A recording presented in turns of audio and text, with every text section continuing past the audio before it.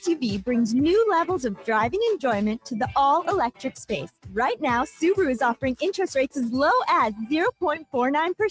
Welcome to electric. Welcome to Subaru. From the local rinks to homes and businesses across the province, Alberta's rural natural gas utilities are here to fuel life affordably, reliably, and safely. We're members of the Federation of Alberta Gas Co-ops, providing natural gas to keep our rural neighborhoods warm and connected every day. It's local, dependable, and it's ours. To learn more about the Federation of Alberta Gas Co-ops and our members, and how natural gas fuels your community, visit fedgas.com. Alberta's energy. Game on.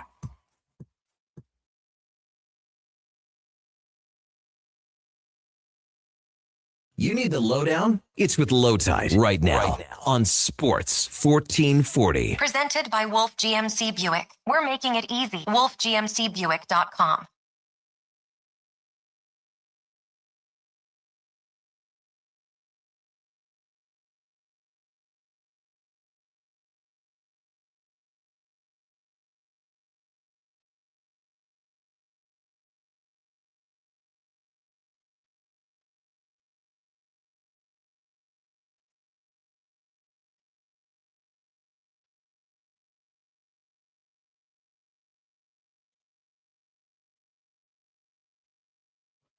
Welcome to the Lowdown. Today's show, Canadian men hockey to the final. What a thriller. Oh, my God. Women win silver. Homan playing for bronze after today in a whirlwind 24 hours. Heartbreak, ecstasy, it's all happening. Connor McDavid now well clear of Solani and Koivu for most points by a player in a single Olympic Games.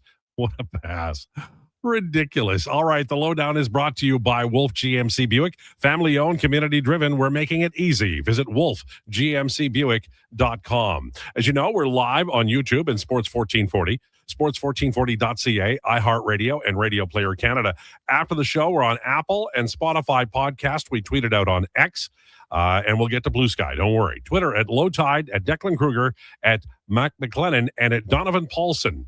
Our friend Josh is ill once again, or he's made a really, really good move to watch a lot of Olympics while staying in bed. You can text us at 833-401-1440. That's 833-401-1440. We'll have Steve Lansky on at 1 o'clock today, reminiscing about the Olympics. We're going to reminisce about great Olympic memories on Declinations at 12:40 today. It's a loaded program. Can't wait to get to it. Thank you for joining us. And now, the introductions.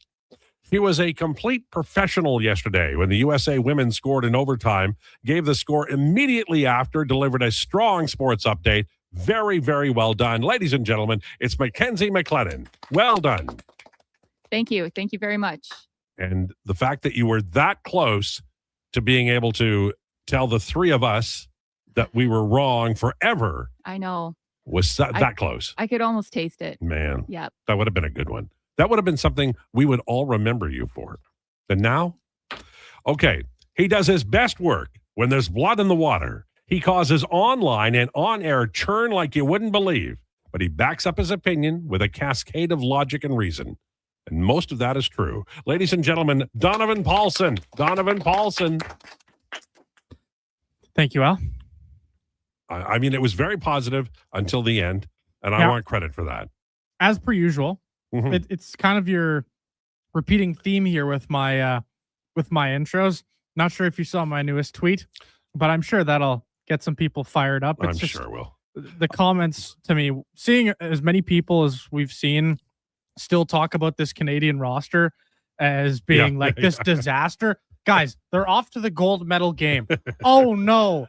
They have Drew Doughty playing just over 7 minutes. What a shame that is. Oh, my God. But you know what? It's Canada, because you could ice a second team and they might beat the first team. That's the way it works.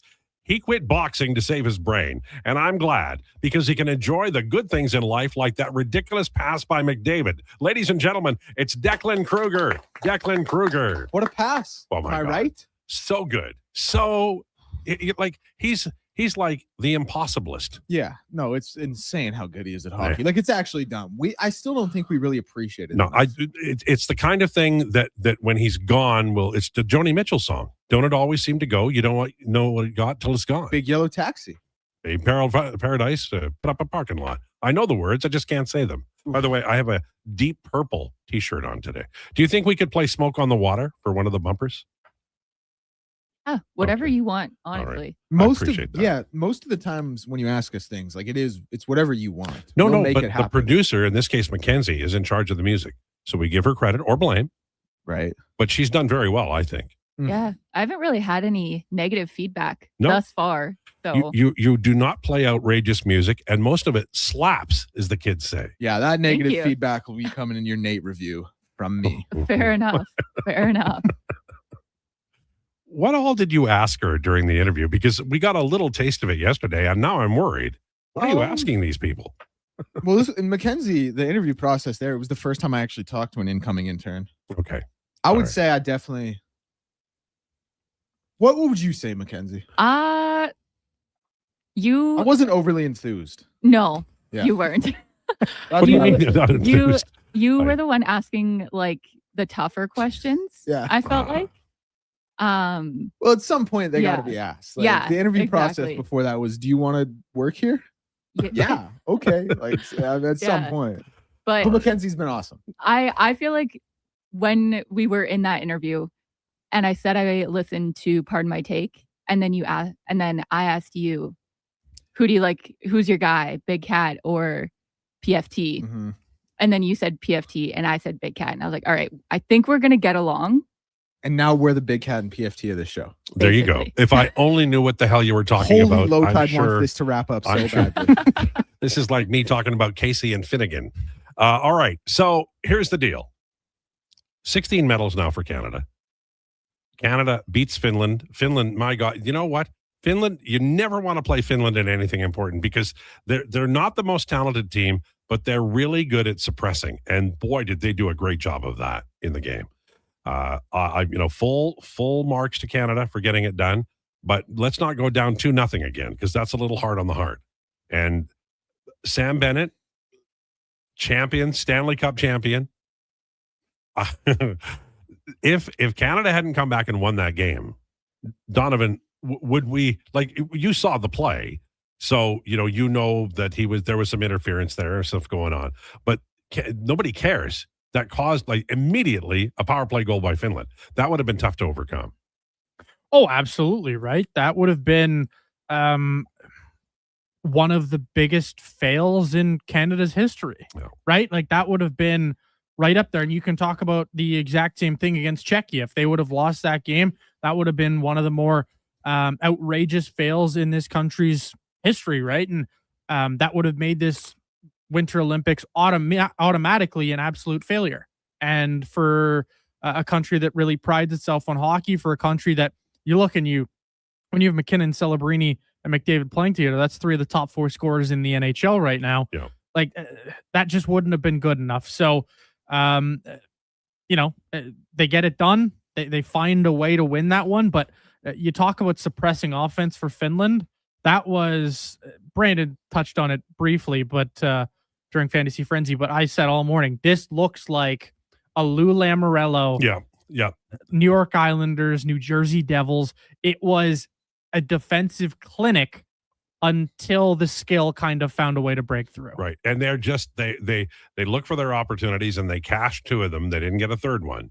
And you're Finland is like climbing a mountain. They just are. It is tough to play hockey against Finland because they keep everything to the outside and they never waver. McDavid needs 5 points in the gold medal game to get back to a point per period. Don't want to be overly critical. He's been pretty good. But, there's that I guess that dream hasn't, may not happen. But does anybody feel a little bit like when you're watching Team Canada, it's kind of like watching the Oilers in that you're like, okay, well, nothing's happening, but McDavid will be out soon and maybe something will happen then. Yeah. It's funny you say, like, I get where you're coming from, but for me, it's no, because I'm still like, oh, this is the all-star team of all-star teams. Oh, no, they're they great. can, right? You know what I mean? So you still kind of have that mindset. So you're like, no, they can do something. Yeah, they are not as dominant as I thought they were, but they didn't get tested really until the Czechia, sudden death game. And then they got really tested. And I think that like, I think they'll be up and ready for the United States. But let me ask you, and I'll go around the room. We're going to begin with Mackenzie. Okay. What if Canada loses to the United States in the gold medal game?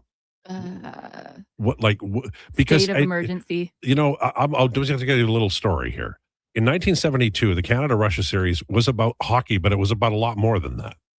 It was about lifestyle, about politics, about the way people lived in those countries. And, I was little. I didn't understand it at the time, but I understood it later on. And this is kind of like, this is big brother versus little brother. But in hockey, Canada's kind of the big brother, or has been. And the United States has been pushing and pushing and pushing for, it seems like 30 years now, to reach the pinnacle.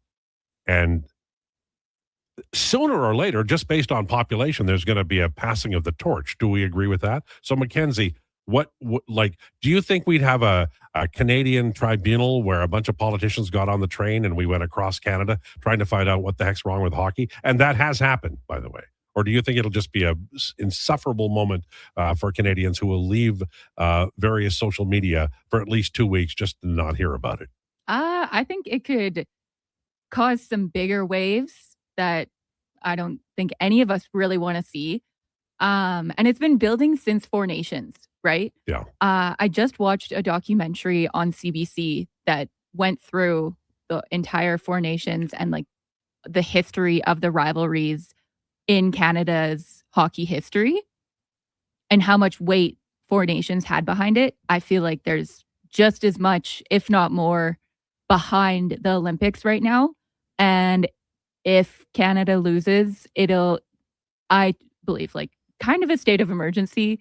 Mark Carney will be making some statements, and we'll probably get some statements from people south of the border as well, whether we want to see it or not. Yeah. And yeah. Probably invest in goalie pads for every community, something like that. What about you, Donovan? What do you think might happen should, God forbid, Canada lose Sunday to the United States? Well, I think it would just be a couple weeks of insufferability from Americans and Canadians alike. I think there would be not necessarily a state of emergency, but I think you'd be hearing a lot of Americans clowning on our country. There would be a lot of Canadians as well looking to the roster and just pointing out, this guy wasn't good enough. This guy was the wrong choice. That guy stinks. All that stuff. And I just come back to, oh wow, so the worst player on this team Drew Doughty? Wow, you're so hard done by. That's wow. But I you feel know it'll so happen. sorry for having to watch Drew Doughty. But you know it'll happen. Like, even if they win, it'll be, well, they could have won by more. Well, of course, and that's all I'm seeing on Twitter today is, oh, they made it so much harder than this needed to be. Oh, if you just brought Connor Bedard, Mark Scheifele, Matthew Schaefer, Evan Bouchard. Guys, it's not an all-star competition. This is the Olympics. This is a tournament. Look at what Bo Horvat's doing out there. Look at Bo. I've loved Bo Horvat's game. He's played well.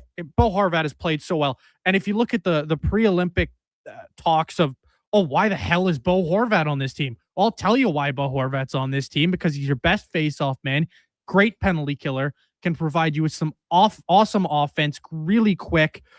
Bo Horvat does so many things exceptionally well. And I'm just so sick of the dogging down on some of these fantastic players. Yeah, I agree with that. What about you, Declan? If Canada were to lose on Sunday, I'm not even thinking the Slovaks? About it. To the Americans, because there have been after 99, like after the 98 Olympics, it was tough. There was a lot of like town meetings about it. Do you think we're at a different era now with Canadian hockey and that won't happen? I mean, a little bit, but I do think like there's something to be said for, 340 million people, huge pool of players to choose from. But like there is no question Americans don't care about hockey, even like 1/1000th the way we do. So losing to like if you lose to a proud hockey nation, you almost kind of take the bullet and you're like, you know what, they wanted this, like this means a lot to them. To America, 0.0001% of the population care, and you're just like, yeah, so you lose to a nation that has 10x the population pool to pull from. But with a lack of and I don't want to discredit the passion of the players out there. Northern United States does pay attention to hockey. Yeah, but it's just like it's not the same. Do you think Boston doesn't care about hockey? Not the way Canada does. And obviously, Boston, Minnesota, like there are hockey markets there, no question. Right. But I think the overall point is like if Americans, like when we win a hockey gold, we're like, yes, we've proclaimed ourselves the best hockey nation in the world. It means a lot to us. America winning, they're just like, we just like to beat up on little brother Canada, and that's what kind of stings the most. Yeah. I do think that the 300 million thing does impact because there's such a large pool of talent to draw from. It's like curling. There was a time when if you were looking at the Worlds, maybe Doherty Nordby had a chance to win, but that was it. Canada was going to roll. If you got out of Canada, you were going to win. Well, it's not like that anymore. And I think hockey has been building towards that. Certainly the Americans have won enough Olympic medals in women's hockey to say that I think both nations are kind of on equal footing. The Americans, I think, have brought really elite talent and teams, but they always find a way to shoot themselves in the foot. We'll see if it happens this year, but it's set up. Canada done its part. Maybe the United States will do theirs as well. All right. The official beginning of spring training baseball. I don't know if Cactus League starts today, but I know Grapefruit League is starting today. And we're going to talk a little bit about baseball. We got some NBA stuff, some NFL stuff, lots of Olympic stuff. Canada up to 16 medals, more on the way. McDavid setting the all-time record. It is a day to chat about a lot of sports. It's a brilliant time of year, as Donovan said yesterday, and we'll do that with rumors next. Declinations coming up at 12:40. What is our subject matter today? Great question. We are going to be doing the top 5 Olympic moments where you're like, wow, this is awesome. Like where you were sitting there watching and you're like, this rocks. Like I'm so happy. I'm sitting down in front of the TV watching this Olympic moment right now. And it's all personal. Like it's specific to myself and to Donovan. Right. It's not what you may say, is historic, although it may be. But it's personal, right? Exactly. Right. It's like the first time I saw Rusty Staub hit a home run in Cherry Park on television. And that's on the list. So. All right, it's all on the way, including Lansky at 1 o'clock. Lowdown with Lowetide on Sports 1440 and YouTube. Mr. Rooter gets a colonoscopy. All right, Mr. Rooter, just relax. We're almost finished. Now, what am I looking at on the screen? That's your large intestine. Wow, the pipes of the human body. Incredible. This is just like when we use a camera for sewer inspection, except you probably don't find tree roots. You'd be surprised what we find. Once I found a bunch of Hot Wheels. Hey, me too. For a plumber who values healthy pipes, call Mr. Rooter. Made for some rough roads, but it means trails are now packed and ready for action. Don't miss out on riding adventures this winter with a Ski-Doo from Riverside Honda and Ski-Doo. Work or play with new 2026 Generation 5 models with class-leading design and power. And right now, take advantage of 5.99% financing OAC. Only at Riverside Honda and Ski-Doo. 15 Inglewood Drive in St. Albert. And always at riversidehonda.com. Shop local, shop Canadian. If you manage or lead a team, join your peers April 14th to 17th at the Banff Management Course. PA Douglas Training invites you to 3 days of immersive leadership development in beautiful Banff, Alberta. Learn how to manage conflict, motivate and influence others, strengthen teamwork, and improve productivity. Proudly Canadian, PA Douglas has trained over 150,000 professionals. Registration includes 3 nights at the Banff Springs Hotel, breakfast, select meals, refreshments, and course materials. Register now at padouglas.ca. This is Andrew Walker, host of the postgame show on Sports 1440. After every hockey game this season, tune in and chime in as we talk about the game. It's all sponsored by Legacy Heating and Cooling. Don't get left in the cold. Visit legacyheating.ca. The Edmonton Firefighters Rooftop Campout for Muscular Dystrophy is happening now. Edmonton firefighters are again braving the elements by camping on the roof of Fire Hall number 2. This year, they've added a little twist and started the rooftop campout with no camping equipment. The more money they raise for muscular dystrophy, the more equipment they get to survive an Edmonton winter, with a final goal of getting off the roof and helping this incredible cause. Donate now at any Edmonton Fire Hall or online at edmontonrooftopcampout.ca. McValue meals are here. Get the McDs you love for $5 plus tax every day with your choice of a McDouble, Junior Chicken, or Chicken Snack Wrap with small fries and small fountain drink. All for just $5 plus taxes. Canadian restaurants. Product availability varies. Prices exclude delivery. For over 60 years, the folks at Diablo Boots have been selling the best Canadian-made boots. Handcrafted in Winnipeg, Canada West makes the best quality cowboy, biker, and work boots for Diablo Boots with replaceable soles and heels. Why buy cheaper quality like Ariat, Justin, and Red Wing made in China when Canadian made is better? Support Canada's workers and Diablo Boots for the best boots. So save on boots by Save on Foods. That's Diablo Boots, 3340 Gateway Boulevard on the east side of Save on Foods. Canada West and Diablo Boots, the two best names in the boots business. His name? Paul Del Vecchio, better known as Pauly D from TV's hit reality series Jersey Shore. Now he's bringing the party to the venue at River Cree Resort and Casino. Get ready for DJ Pauly D. Voted as one of the best DJs in the U.S., his passionate, high-energy sets have made him one of the most sought-after DJs in the world. DJ Pauly D, March 7th. Hurry, get your tickets now at rivercreeresort.com. River Cree Resort and Casino. Excitement? Bet on it.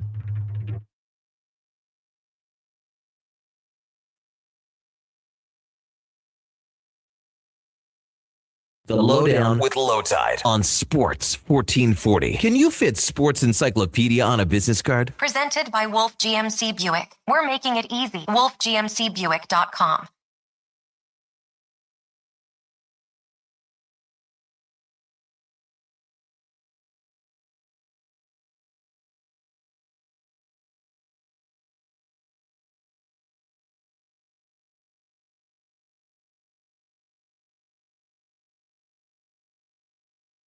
$14.40 for Wolf GMC Buick. You know, Mackenzie, I don't think that was Deep Purple. Oh, no, I'm so sorry. I totally forgot. I'm just teasing Next you. break. Will you play Smoke on the Water? Next break is Yeah. over. Okay, thank you. Sorry. No, don't be sorry. I was just teasing you, which is these two guys love it when I do that. It is time for Rumors, brought to you by Great Canadian Solar. Great Canadian Solar has been helping homeowners and businesses harness the power of the sun for 15 years. Invest in solar and yourself. GreatCanadianSolar.com. All right. There are some things to talk about today. The Los Angeles Kings are looking for a middle six winger. Lots of rumors about Jake DeBrusk out there. It'd be nice, right? You know, Louis and the family can fly down to Disneyland and watch Jake play for the Kings. Would you like to see Warren Fogle back here? People were all over that maybe a month ago. I don't know. I mean, he has not played well there this year. So here's my thing with LA. I haven't been watching probably as much LA as I should. You catch them a bit because they're the later games, and obviously they're a division rival and they're a team, you know, trying to get to that wild card spot. So you keep up with them, but they're boring. They have a defensive identity and they're not that good. So it's not like there's not much incentive to watch them. That said, I would take Warren Fogle over Andrew Mangiapane. I don't think we're seeing in any world a 1-for-1 trade. So forget about it. I'll take Warren Fogle back if Mangiapane goes out, but like the Kings have the next edition of the Detroit Red Wings defense. They just have to trade it to the Red Wings because they're old, boring, and not that good. You're exactly right. They're the LA Kings team, deeply flawed. No. I would suggest right now. And if you want to talk about Warren Fogle, I've always had a deep soft spot for Warren Fogle. That's a player I've loved for a long, long time now. And if you were to ask me, would I bring in Warren Fogle? I would say if this is for Andrew Mangiapane, and I don't know, let's say you have to throw in a minor little sweetener there, or maybe you don't. I have no idea what the I'd even throw in a third because the coach won't play Mangiapane. Yeah. So, and to me, I've always looked at Warren Fogle as the perfect sort of energy player where he goes in, you know, you're always going to get his best effort. You know, you're always going to get a guy who at very worst is a dog on a bone on a forecheck. I love Warren Fogle. I always have. So to me, I would do it in a heartbeat, but I know he's had a terrible season. He has. He's played poorly. When you look at the way that Kings team is shaped and they play, I don't know, like to me, that team's not very good. Sometimes you send a veteran away to a new team and it goes from struggling to flourishing. It could happen. And Fogle played well here. He really did. 20 goal scorer here. Yeah. Had a great year. Tampa Bay Lightning are aiming to add a right shot defenseman. The Oilers, if you believe, the photographs, they need a right shot defenseman too. Colton Parayko has been mentioned. I believe Speck and Carius were talking about that today. And Parayko is he is a real second pairing defenseman, you bet, but he might play bigger minutes at times. The problem, of course, is the price tag and the assets required. If the Oilers brought in Parayko at the deadline, how would you folks feel? I can start. Of course you can. Okay. Yeah. Actually, I think I'm going to take this one. No. I do have a question though, because somebody like Parayko, Braden Shen, I think, whoever the Shen is on the Blues. You're Braden. Yeah. Those two are always on every trade board every year, and they never go anywhere.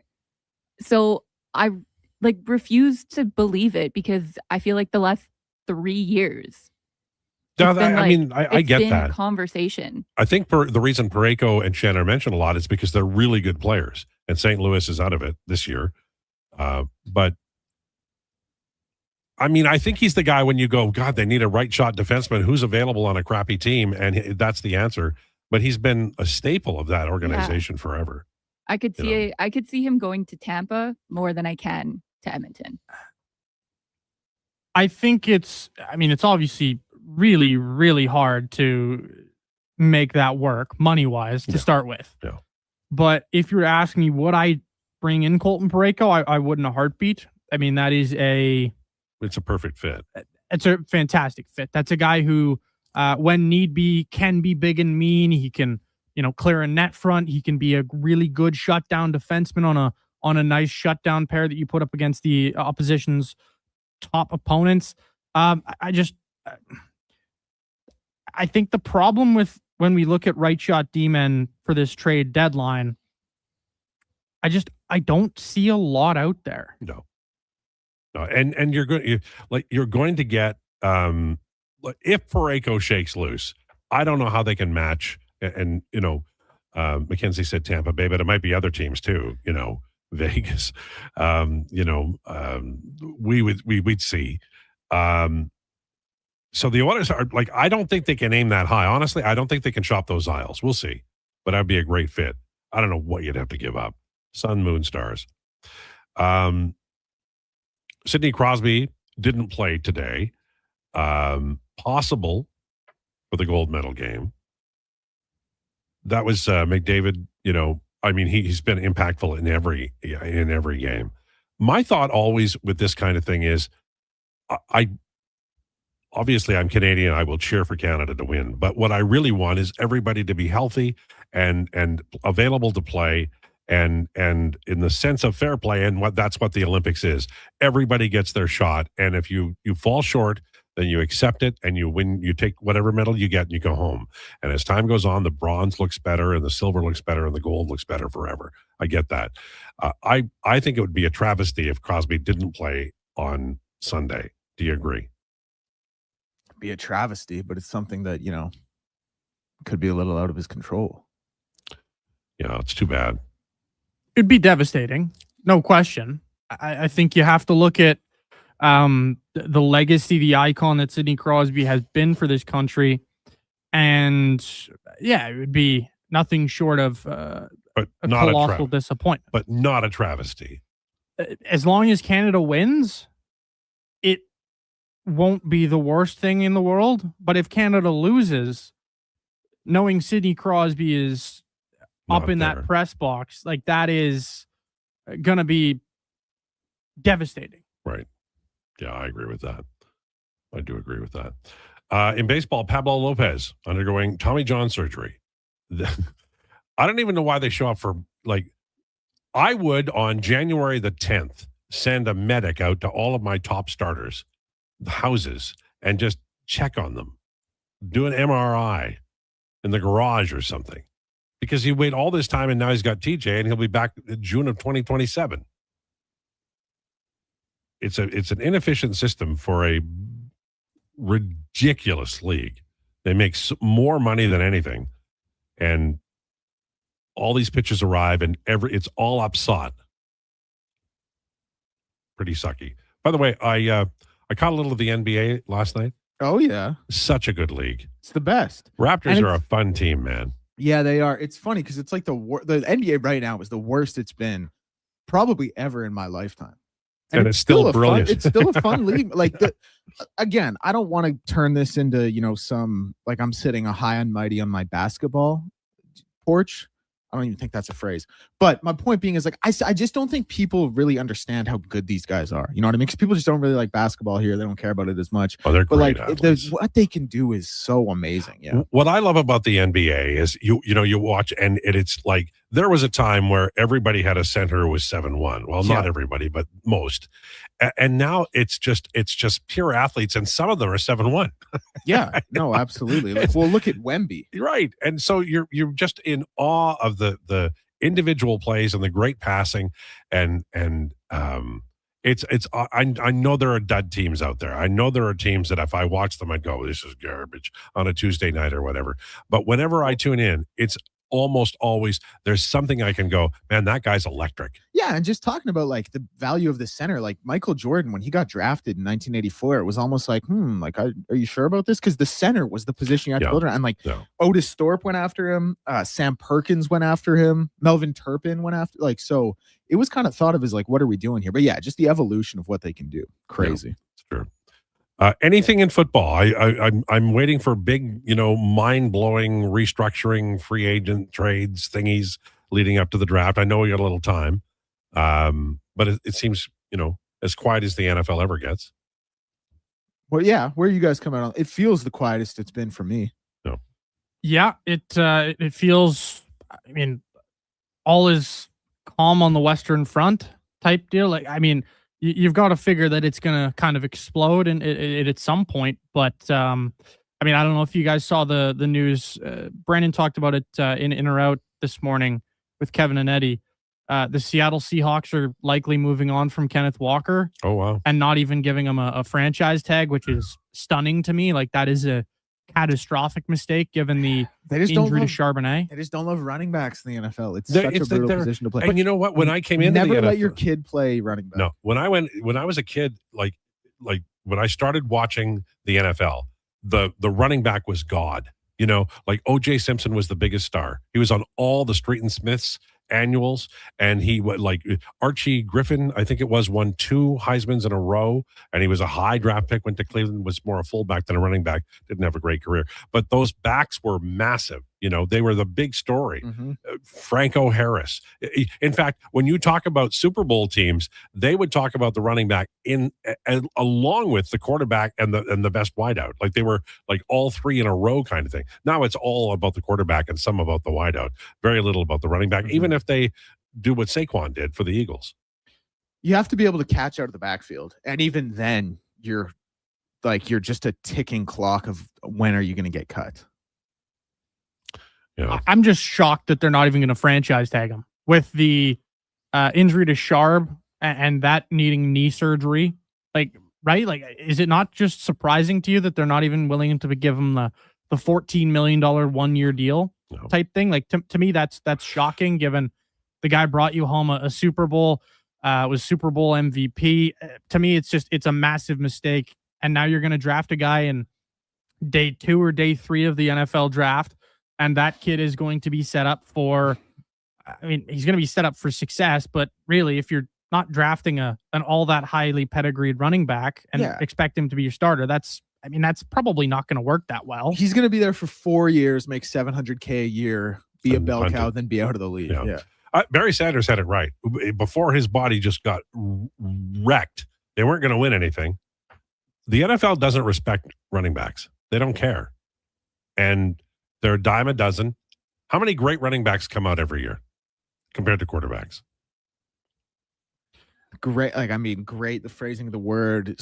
You probably get more serviceable running backs than you do quarterbacks every year, but obviously the value on the position is just so much lower. It's like, it's tough to quantify. Not many. Yeah. Brandon, Lowetide, do they announce these Tommy John surgeries so they can rehab on the team's dime? Makes no sense. But even with that, maybe it's part of the CBA that the team can't, be as intrusive as finding out if your elbow blew up or whatever at the end of the year. But I know pitchers who were struggling down the stretch last year. Hunter Brown is a really good pitcher, 27 or so, and the back half of his year wasn't great. His velocity was down.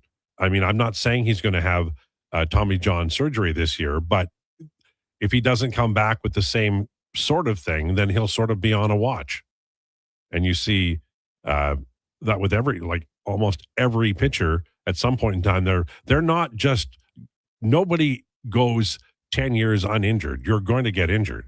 And they sign people to contracts where they go, this is a 2-year deal where you're out with TJ the first year. The second year, we're going to keep you and hopefully you'll be productive. It's nuts. It really is.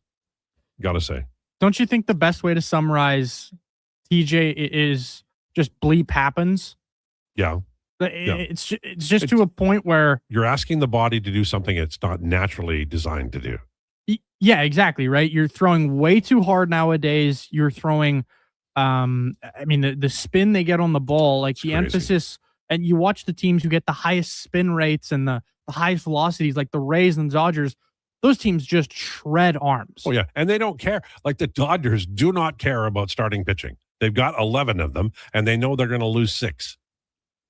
And they're going to have to trade for one at the trade deadline because a solid 7 or 8 of them are going to go down with injuries, and it's the same story every year. But, man, I feel bad for a lot of these starting pitchers, but I guess that's kind of one of the reasons you've started to see these starters make so much money. Yeah, it's true. I think the way to do it is to go with a 6-man rotation and probably have at least one guy in the bullpen who could be a swing man and start sometimes. And the Dodgers kind of do that. Yeah, they absolutely do. I mean, they have a million guys that can make most teams starting rotations, and some of those guys happen to be in AAA for them. But starting rotation depth is probably the most important thing in baseball right now. And if you look towards the Jays right now, you can look and you say, sure, Bowden Francis goes down, but you still have a ton of great quality options for rotational depth. Are you worried about Bieber? I'm worried about Bieber for sure. But does that change how I look at the Jays season as a whole? No, not really. The thing that's going to dictate how I look at this Jays season as a whole is largely going to be who's going to step up in the wake of Bo Bichette's absence. Fair. And the one thing that they do have, and I'll say this and put the curse on them, and I don't mean to, but Gausman's been pretty durable. Kevin Gausman's been a godsend. Kevin Gausman has been everything they paid for and so much more. Like, Kevin Gausman could have been a solid $10 million a year more, and you still would have been happy with that contract. No. He's been so good for them. And I mean, if you were to trade out him for Robbie Ray straight up, which is basically what they did that offseason, you're taking Gausman 10 times out of 10. Yeah, I agree with that. All right, 12:37 on the way. Declinations. Let's tease it. What are we doing again? Our personal top 5 Olympic moments, where we were watching and we were just like, wow, this is awesome. Wow, this is history. I'm so glad I'm sitting down. I'm going to remember where I am. Yeah. Right. Okay. Lowdown with Lowetide on Sports 1440 and YouTube. 60 years ago, we started selling trucks as Western GMC Buick. Today, we are Wolf GMC Buick. We're still located on the corner of 184th Street and Stony Plain Road with the same ownership for over 2 decades. Our customers have trusted our family-owned, community-driven business. And for that, we are thankful. If you're looking for a truck or SUV, pop in and one of our seasoned professionals will get you a great deal, hassle-free. Come trust our team at Wolf GMC Buick. Wolf GMC Buick. We're making it easy. 1 in 3 adults don't get enough sleep. The Brick is here to help with deals on your entire bedroom. Save up to 50% off clearance mattresses, 50% off beds when you buy any 3 matching pieces. Buy one, get one half price on Sealy memory foam pillows, and save $100 off any adjustable power base when you buy a mattress over $9.99. Plus, check out other incredible savings in every department. Some exclusions apply. Check out the Brick at South Common, West Edmonton Mall, North Side, and downtown. This hockey season, before every game, check out the pregame show with Andrew Walker on Sports 1440. It's brought to you by Titan Supply, your only source for rigging, lifting, and hauling products. Visit titansupply.ca. The Edmonton Firefighters Rooftop Campout for Muscular Dystrophy is happening now. Edmonton firefighters are again braving the elements by camping on the roof of Fire Hall number 2. This year, they've added a little twist and started the rooftop campout with no camping equipment. The more money they raise for muscular dystrophy, the more equipment they get to survive an Edmonton winter, with a final goal of getting off the roof and helping this incredible cause. Donate now at any Edmonton Fire Hall or online at edmontonrooftopcampout.ca. McValue meals are here. Get the McD's you love for $5 plus tax every day, with your choice of a McDouble, Junior Chicken, or Chicken Snack Wrap with small fries and small fountain drink. All for just $5 plus taxes. Canadian restaurants. Product availability varies. Prices exclude delivery. From the local rinks to homes and businesses across the province, Alberta's rural natural gas utilities are here to fuel life affordably, reliably, and safely. We're members of the Federation of Alberta Gas Co-ops, providing natural gas to keep our rural neighborhoods warm and connected every day. It's local, dependable, and it's ours. To learn more about the Federation of Alberta Gas Co-ops and our members, and how natural gas fuels your community, visit fedgas.com. Alberta's energy. Game on.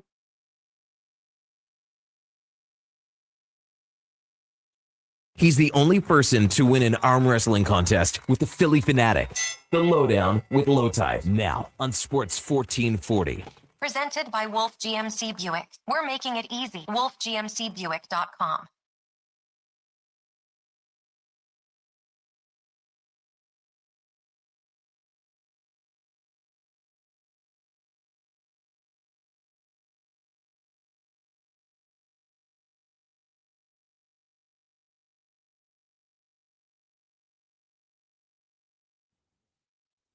It's 1240. This is the Lowdown for Wolf GMC Buick. Family owned, community driven. We're making it easy. Visit wolfgmcbuick.com. Friday.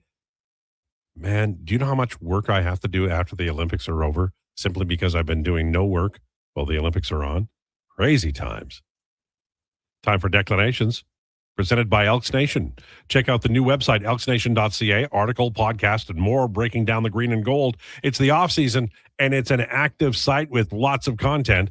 You can imagine what's going to happen when this team starts playing games. The most in-depth Double E football coverage online, elksnation.ca. And with that, we pass the torch over to Declan Krueger and Donovan Paulson. There we go. And an interesting look at great personal Olympic memories. Donovan, do you want to start? Sure, I can get her rolling here. But for my number 5 top Canadian Olympic moment. Whoa, hold on there. What? Doesn't have to be Canadian. Oh, buddy, I'm doing this all Canadian. All right, I do appreciate that. This has to be all Canadian. Okay, respect. One of us loves our country, and then Declan. With all due respect, whoops. With all due respect, like there could be, someone could be a great story from the Netherlands. I don't care about them. I don't give a rat's behind about anyone from any other country. Well, so then Declan's a little more cultured and worldly. Yes, sure. Right. Okay. But I'm taking this as what personally gave me the biggest excitement level. And so I'm starting this puppy off with the first gold medal won on Canadian soil. Of course, that was Alex Bilodeau in 2010 in Vancouver. For me, that was, obviously, first medal won on home soil. And so that has to be somewhere on any true Canadians list. For me, it just comes in at number 5 because there are 4 moments that I had a bigger eruption for. It's a great one. My number 5, I had Usain Bolt's 100-meter win at Beijing, where Which he was set the world fantastic, record in yeah. 9:69. And the thing about that is, I remember going to those Olympics. All this talk is about Usain Bolt. He hadn't won anything at the Olympics before, so I don't know what the hype. Yeah, clearly he was doing very well in the the worldwide meets and stuff outside of the Olympics, World Championships from 04 to 2008, because he was already kind of thought of as the fastest man in the world and the heir apparent to all these records. He goes out there in Beijing, sets the world record at 9:69. I think I just read that he had the slowest reaction time off the blocks of anyone in the final, and obviously still comes out and wins. And he was already a budding superstar, and that was his arrival on the world stage. Like, if you ask anyone in the world, name an Olympian, they're probably going to say Michael Phelps or Usain Bolt. Probably, right? And this was kind of his arrival moment. Right. And Bolt is also an interesting and fun character, too, and that helped. Yeah, I read when he was in Beijing for those Olympics, he only ate McNuggets from McDonald's because it was the cuisine he was familiar with, which is crazy. Oh my God. That is insane. I didn't know that. That has to make you look at him and say, what an athlete. Yeah. To my number 4, you're going to notice the theme, not only these all Canadian, but to me, the Winter Olympics has always been my thing. And the Summer Olympics is great, but I've always been a Winter Olympics guy. My number 4 here, it is good old Tessa Virtue and Scott Moir becoming the most decorated figure skaters ever at the Olympics in Pyeongchang after winning their gold medal for their ice dance.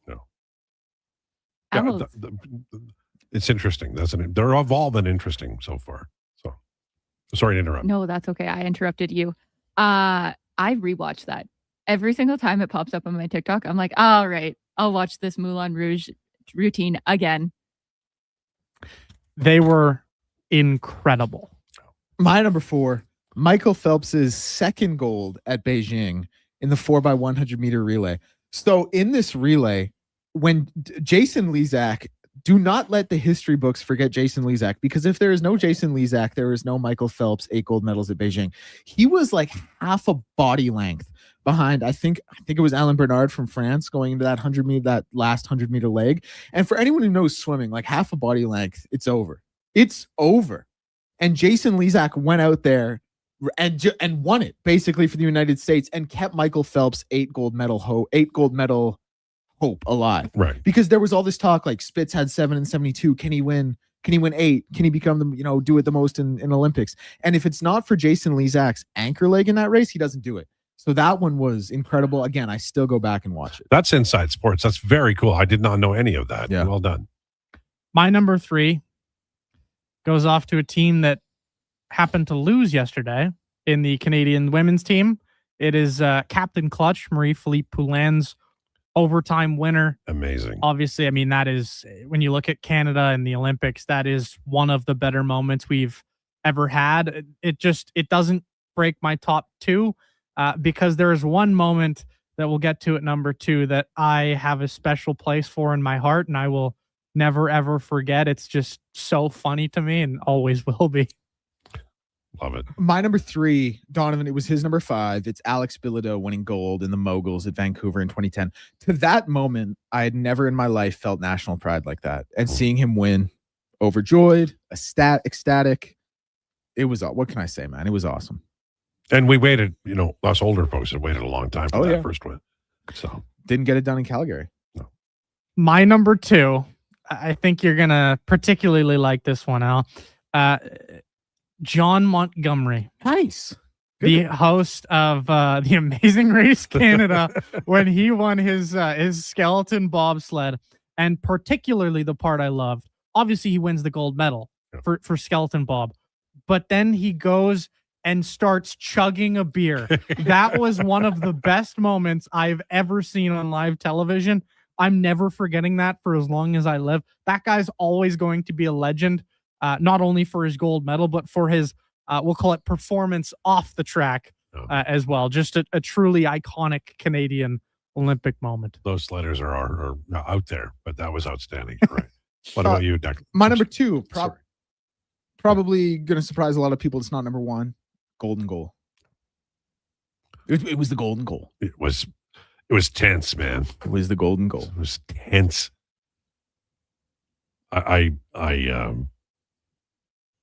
It's funny that when I see that goal, all I remember is how I just wanted out of my skin, which I rarely do. I was so anxious about that moment. And then when it went in, because, Like the Canadian girls yesterday. The American team was the favorite. The American team was the better team. They got the great goaltending. They got that early goal, and it was heartbreaking to see them lose that. The late goal. I mean, night scoring. That's a great chapter in a fantastic hockey life. But to not win it, that's out there. And the golden goal by Sid saved everybody from that. And it was a beautiful moment. To absolutely nobody's surprise, my number one, the golden goal. No. I'm a true patriot, unlike Declan. And I love Sidney Crosby. I loved that goal. That was, I don't want to say the true moment where hockey became my life or the thing that I wanted to pursue in terms of career choice, but that was the true moment where young Donovan was hooked forever and will never let go of the sport. Obviously, I loved hockey before that, but that was the moment that will always stand out for me in terms of hockey. And I mean, what more can you say? Just he beats Ryan Miller. He beats a great U.S. team. I love that moment. I always will. And it's, you know what the true tragedy of it is? You can look up the highlights for that all you want. And because of the IOC, it's really so much harder to find than it should ever have been. Yeah. All right, my number one, and Josh texted me his top 5. I'll read that really quickly when I'm done as well. Okay. A couple honorable mentions: Andre DeGrasse winning gold in Tokyo. Oh yes. And Eliud Kipchoge winning the 2020 Olympic marathon. Only the third man to defend the title, and he won by the largest margin in 49 years. But my number one, probably going to fall flat for a lot of people. Leading up to this, it was called the race of the century, or the greatest swimming race of all time. It's still referred to as the race of the century. The 8 finalists in this field combined for 34 Olympic and 58 World Championship titles over their career. It was the men's 200-meter freestyle final at the Athens Olympics. In the final, you had Ian Thorpe, Peter Van den Hoogenbode, Michael Phelps, Cleet Keller, Grant Hackett, Rick Say, like just the who's who of swimmers. I still go back and watch it on YouTube and get chills. Ian Thorpe won the gold, set an Olympic record. Peter Van den Hoogenbode with the silver. Michael Phelps with the bronze. It was the who's who of swimmers in this 200-meter final. And like I said, Ian Thorpe, the Australian, he went out there and he won it, set an Olympic record. My name on Facebook, my middle name, it's Declan Ian Thorpe Krueger. And obviously, a swimmer. I'm sure most of you probably haven't seen this, or maybe you watched it at the time. They call it the race of the century. So go back and watch it. Nice. If you want some honorable mentions, I mean, literally anything by Shaun White for the Americans. He was an absolute beast for them with the old half pipe and any of that type of stuff. Loved Shaun White on the snowboard. There are before my time, but it is the man I'm named after, Donovan Bailey, with his track performance. I was gonna. That's my number one memory. When he looks at the camera after he blows, was it Michael Johnson away? I can't remember who he was racing, but he was just dynamite. And then called him a chicken. Pull up. He's a chicken. There are a gazillion things coming in on the text line of people's favorite Olympic moments. Most of them have chosen to be patriotic, unlike you, Declan. So, well, dude, you guys should see. Declan's kind of an outlier here. Yeah, he is an outlier. Well, let me give you Josh's top Fake 5 Canadian, because he texted it. Okay, real quick. His number 5, pole vault gold medal tie between Qatar and Italy. Number 4 was the golden goal. Number 3, France-USA game where Steph had a 50 burger. Number 2, Andre DeGrasse's silver medal against Usain Bolt. That was 2016. That was Rio, I believe. And his number 1, Scott Moore, Tessa Virtue gold medal 20. That was very good. Good list, Josh. Do you have any memories there, young lady? Yeah, Scott Moore and Tessa Virtue. I won the gold medal game against Canada and US in the 2014 Olympics. I remember being at school watching that. We all were in the gym, had the big projector, and it was crazy. It was awesome. And then a lot of swimming Summer Olympics, especially Summer McIntosh, Penny Oleksiak. I can't say that right, but Alexia. Yeah. You know where I was trying to go. Good answers. I one real brief thing. Elizabeth Manley won the silver at the 88 Olympics in Calgary. and Katrina Witt won from East Germany. But I, to this day, believe that Manley should have won the gold medal. And Don Cherry does too. But it didn't happen. And Witt was brilliant. I just remember being outraged by it. And there are some sports in the Olympics where there's judging and all of those sorts of things. But I do think that was a little bit of a miscarriage of justice. So when we talk about the first, Olympic gold on Canadian, soil, I just wanted to bring up Elizabeth Manley. Okay. On the way, Steve Lansky, by the way, is waiting for his link. Well, it's the same link as last time. Well, Steve-o, I don't know if listening. Steve, those of us I'll resend it. Okay. Those of us who don't know the technology, Steve-o, get with the time. This is why he doesn't follow you on Twitter. Yeah, it might be actually. All right. Lansky on the way.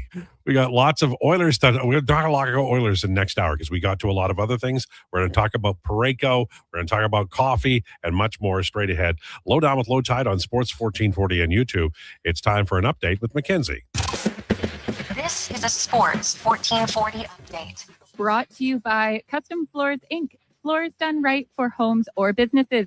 Visit the new showroom at 11577 149th Street. Now open 6 days a week with Saturday hours from 10 to 2. Or visit customfloorsinc.ca and bring your next flooring project to life. In Italy, Canada took the win over Finland with a score of 3-2 with a go-ahead goal from Nathan McKinnon. Gold medal game is Sunday at 6, and the U.S. takes on Slovakia at 1:10 in their semifinal. Early this morning, Valerie Melte won a bronze medal in the women's 1,500-meter long track final. Team Homan fell to Sweden in the semifinal. This morning, 6-3. They'll be in the bronze medal match against the U.S. tomorrow at 6:05, and Team Jacobs will be in the final tomorrow looking to take gold over Great Britain at 11:05. Brendan Mackey has finished 6th in the second run of freestyle skiing men's halfpipe. And in speed skating, the men's 5,000-meter relay team will skate for a medal at 1:30. In the association, 9 games on the slate. Cleveland and Charlotte kick things off at 5. OKC welcomes in Brooklyn, and the Lakers have the late game. In Edmonton sports, in the BCHL, Spruce Grove is at home against Brooks at Thompson Arena at 7 tonight. The Nate Ooks women's basketball team is in action against Concordia. The U of A Pandas women's hockey team kicks off their playoffs tonight at the Drake against U of M. Puck drop at 7. Griffins men's hockey takes on Calgary at the DCA at 7 in a game 1 of their quarterfinal series. I'm Mackenzie, and that's your Sports 1440 update. Sports 1440, Stingray radio station. CKJR broadcasts from West Edmonton Mall and Wetaskiwin. Download the free Stingray music app and listen wherever you go. Excavators, loaders, lifts, compaction equipment, and more. Find the XCMG construction equipment you need. Available for rental or sale at Japa Machinery Group. Japa, helping build Alberta from the ground up for 50 years. Visit japamachinery.com. 60 years ago, we started selling trucks as Western GMC Buick. Today, we are Wolf GMC Buick. We're still located on the corner of 184th Street and Stony Plain Road with the same ownership for over 2 decades. Our customers have trusted our family-owned, community-driven business. And for that, we are thankful. If you're looking for a truck or SUV, pop in and one of our seasoned professionals will get you a great deal, hassle-free. Come trust our team at Wolf GMC Buick. Wolf GMC Buick. We're making it easy. Hey, Edmonton, did you know a local Play Alberta winner scored over $500,000 on Mega Jackpots Ocean Bells? Think about the season tickets you could lock down with that kind of cash. From major casino winners every hour to jackpots worth millions and hundreds of popular games to money that stays in the province, there's never been a better time to sign up for Play Alberta. Download the app today to get started with casino, sports, and lottery all in one app. Must be 18 plus to play. When you gamble, use your game sense. Getting your vehicle sparkling clean doesn't have to cost a fortune. Take it into Hughes today and pay just loonies a wash. Find us at HughesCarWash.com. This is Andrew Walker, host of the postgame show on Sports 1440. After every hockey game this season, tune in and chime in as we talk about the game. It's all sponsored by Legacy Heating and Cooling. Don't get left in the cold. Visit legacyheating.ca. McValue meals are here. Get the McD's you love for $5 plus tax every day with your choice of a McDouble, Junior Chicken, or Chicken Snack Wrap with small fries and small fountain drink. All for just $5 plus taxes. Canadian restaurants. Product availability varies. Prices exclude delivery. The Edmonton Firefighters Rooftop Campout for Muscular Dystrophy is happening now. Edmonton firefighters are again braving the elements by camping on the roof of Fire Hall number 2. This year, they've added a little twist and started the rooftop campout with no camping equipment. The more money they raise for muscular dystrophy, the more equipment they get to survive an Edmonton winter, with a final goal of getting off the roof and helping this incredible cause. Donate now at any Edmonton Fire Hall or online at edmontonrooftopcampout.ca. You see it? Fusion Promo Marketing can make it. Fusion makes high-quality, memorable promotional products for businesses, sports teams, and corporate events. From vision to reality, get noticed and remembered. Fusion with a Z. Promomarketing.ca. Any project, commercial or residential, when you need metal and you want it cut or bent fast, this is the place. Metal Supermarkets. Huge inventory, amazing service, and free parking. Free. That's a pretty big deal when you're saving up for something special. Yep, only 3 more payments and this bad boy's mine. And the 1, and the 2, and Metal Supermarkets, the local convenience stores for. And maybe a little polka too. Southside, West End, metalsupermarkets.com.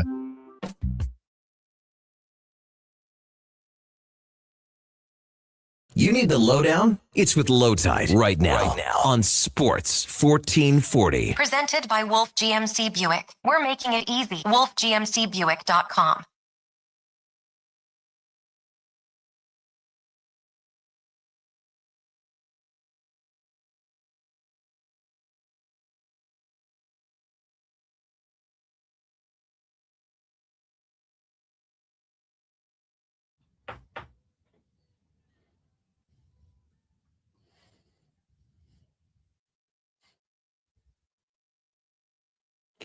Lowdown with Lowetide on Sports 1440. Brought to you by Wolf GMC Buick. Family owned, community driven. We're making it easy. Visit wolfgmcbuick.com. Canada at the Olympics today. Wild game against Finland in the semis of hockey, men's hockey, and they won. Connor McDavid, brilliant. McKinnon, the hero. Great pass from McDavid. Wild times at the Olympics, good and bad. Rachel Homan's rink lost. They will play on the weekend for bronze. And it's been a wild time since yesterday when the Canadian women, a brilliant game. All credit to the women in women's hockey that was fantastic against the United States. Came up a little bit short. We're now joined by our friend Steve Lansky. Mr. Lansky, how are you? I'm good. I have a strong suspicion I'm upside down and I don't know how to fix it. Well, I hope you are. I'm not looking at the screen right now, but I will pay $11 to watch you upside down on our screen. Am I upside down? Am I sideways? What am I? Well, are you talking about personally or on screen? Well, we already know what it is personally, so you're sideways. I'm sitting in the car. I'm trying to fix it. It's not going great, but it's not going terrible. What? It looks like you're begging me for a quarter. It looks like what? It looks like you're begging me for a quarter. Oh, you fixed it. I'm trying to. There, how's that? Is that acceptable? Yep. All right. And my friend's about to walk in the car and bring me a coffee. I realize there's a shade line here, but there's nothing I can do about it. You're yelling a little, but other than that, it's fine. And we're going to see. I'm yelling a little. Dude, I was yelling a lot this morning. How's that for a segue? This is already my favorite segment ever. Just outstanding. Thanks, buddy. Sorry, are you... who's your friend? My friend is Tim. I'm going to put him on camera briefly. There he is. My famous now. He says hi, and he wants to know if he's famous now. Yes, he is. Oh, you look so good there, Steve. Okay, let's start with the Canadian men. The game today. Damn Finland, man. They are so hard to play against, and they got up 2-0, and I was like, oh, my God, here we go. Came back and won the thing. What were your thoughts? I didn't. It's funny. Somebody leaned it. We were watching at a coffee house in Calgary that we took over by bringing in our own televisions. Somebody said to me, I thought they'd be tough, but not this tough. And I'm like, that's exactly what I thought. I didn't think it'd be this tough. And when it was 2-0, I thought, Binnington cannot make a single mistake. And by my count, he only had about 2 5-bell saves that he had to make after that. One was 7 minutes left in the second period. And I'm like, wow, what a save. Because he lets that in. This thing's over. So anybody who didn't think Jordan Binnington was the right guy for that role, and I don't know what's going to happen on Sunday. I hope it's not the last game of the 1981 Canada Cup. But whatever happens, he was the right guy. Discussion over. Well, I mean, you can't argue that they're, everybody bitching about the players who were chosen. You can't argue with that either. They're in the final. So now it's time to, stop bitching and watch the game and cheer. And they know who they've got to coach. I'm not the coach. You're not the coach. They know who they've got to coach. You got to trust your brain trust and your core group, your organizational group to make the right decisions. So far, it's right. I can't wait for Sunday. I got to be honest with you. And I just got an offer for the coffee shop. Do you want us to open at 6 a.m. so you can all come and watch the game? And I went, yeah, I do. Yeah, pretty wild. The winning goal, McDavid's had a hell of Olympics, but I love that pass. I love the pass. I thought the goal was fantastic. Canada coming back and defeating Finland, but I love the pass, kind of a delay, stutter play, and then bang over to McKinnon. I've seen nothing about Connor McDavid that I don't like in this tournament. I've seen a lot that I like, not necessarily for this tournament, but for him moving forward with the Edmonton Oilers. Like, this can't be bad. The only argument I ever made was that Bedard should be there, because then when Bedard's there in 2030, Bedard's already been there. But I've seen, McDavid is, I haven't seen the I can do it all by myself thing much, which is the thing that kind of gets to me. I haven't seen that. I've just seen a lot of, well, there was the last game against Czechia, the no-look pass to Celebrini in the slot. Are you seriously kidding me? And I'm watching with a guy who goes, oh, he knew he was there. I don't care if he knew he was there or not. That was 10 out of 10. Yeah, it absolutely was. On the other side of the coin, I thought it was a heroic, so close to miracle effort by the Canadian women. Obviously, the USA as a faster team, they were built to beat Canada. In some areas, an older team, and Canada had the lead until late, and then ends up losing it, quickly into overtime, winning a silver. And 30 years from now, that silver will count for a lot. But what a disappointment for the players, and for the coaches, and obviously for the nation of Canada against the United States women. Got a friend whose boyfriend's mother works for Team Canada and is over there. And she said, I was talking to her this morning, she was watching Canada with us, and she said, it is literally like you opened the valve and the air went out of the building when the USA scored the winner. But I agree with you. 30 years from now, it'll be a big deal. And it's hard to beat a team that's built to beat you. Yes. And you'll remember this. Bob Johnson had one job with the Calgary Flames when he was hired, and that was to beat the Edmonton Oilers. Granted, it took a crazy goal off the back of Grant Fuhr's left leg by Steve Smith / Perry Biarzan. They should probably both get credit. But when they're beat, it's hard to beat a team that's built to beat you. And Canada, they did a hell of a job, especially since the way they played in that first game was vastly different than the way they played yesterday. But it's hard to beat a team that only wants you. Well, I hate to relitigate something that happened millions of miles ago, but the Edmonton Oilers had a chance to tie that game. They had almost an entire third period, and they didn't do it. So I get it. I understand it. But I think Bob Johnson, fluke goal or not, Bob Johnson did a hell of a job for Calgary. And I think that his efforts made the Oilers better because they had to be. They were absolutely filthy to get through the Flames. They were tough. Tell me that wasn't the greatest hockey we've seen in the National Hockey League. I defy you to tell me it wasn't. And I may have told you this story before, but we lived in Calgary and we worked with the Flames all the time. We were in their offices all the time. And every once in a while, Bob Johnson would be like, Stevie, and wave me in. And just the rows and rows. Remember those steno pads he used to take notes in? He had them all filed in his office, and he'd say, look at this. And this is how we're going to do it. This is how we're going to beat him.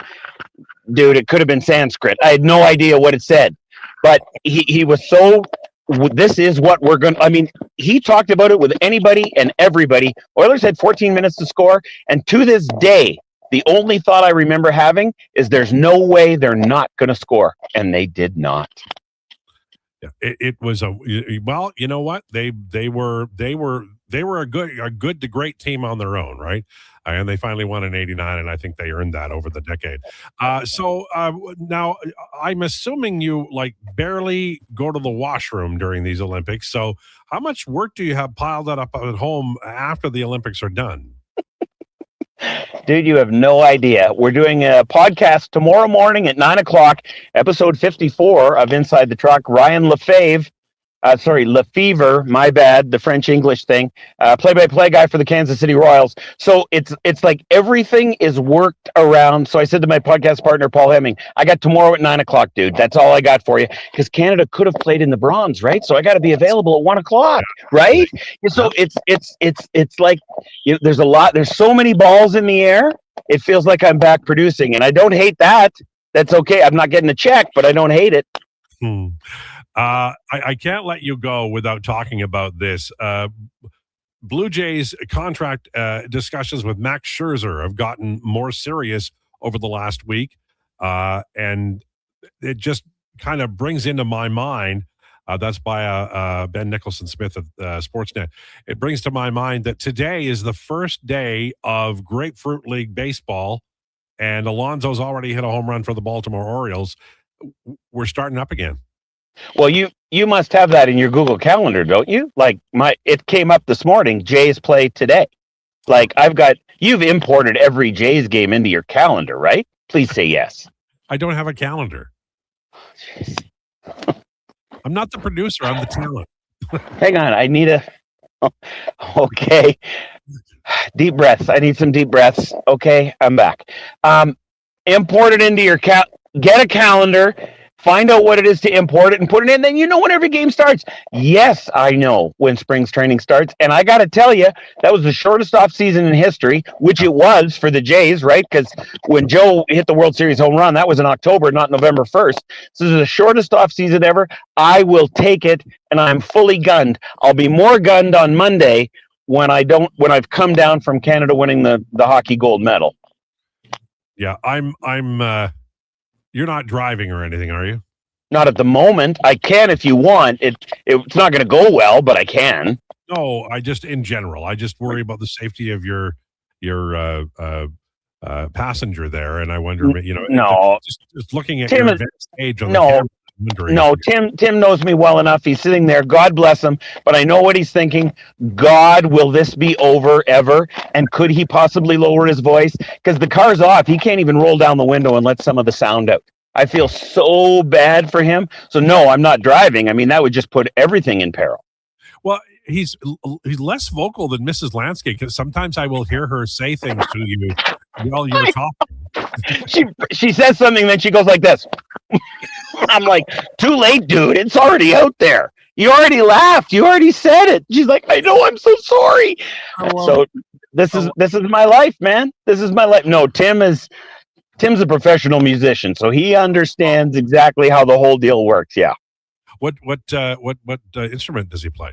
He's a jazz pianist, and let me tell you something, my friend. He's really, really good. You want to look him up? You look up Timothonius on the internet. And this guy can play like nobody you've ever heard in your life. If we ever are in a Scotch bar or a piano bar, I'm going to request the three of us. I'm going to request that he plays "Take the A Train." I love that song. Dude, you think I'm kidding? I'm not. More talent in this finger for him than I got in my whole body. Wow. So there's one talented person in the car and 2 coffees. And the call is over. Where's the off? I don't know where the off button is. I don't know where it is. All right. Get a calendar. That's a good idea. Thanks, man. Have a great weekend. There you go. Steve Lansky from a car. You know, we've had Lansky. One time he was walking down Yonge Street in Toronto, and people were saying things to him, honking horns at him. It was pretty funny. We've had him in different spots over the years, but never with jazz piano player Tim getting a cup of coffee. I like that.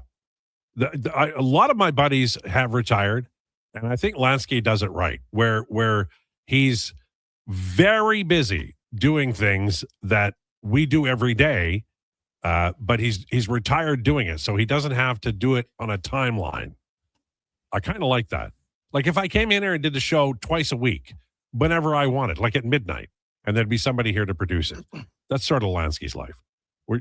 Did you want to say something, or was your mic accidentally on?